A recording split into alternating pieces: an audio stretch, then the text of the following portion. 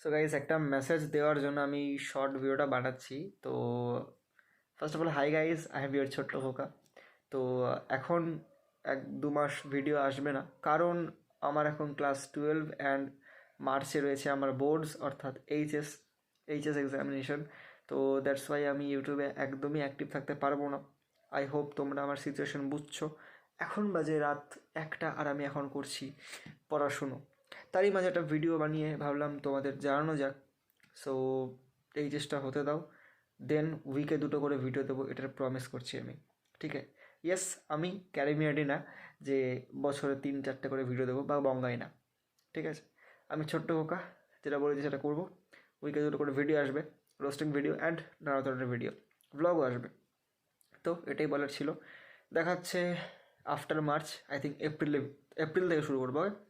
সবাই খুব ভালো থেকো, অ্যান্ড যাদের এক্সাম রয়েছে তাদের বেস্ট অফ লাক।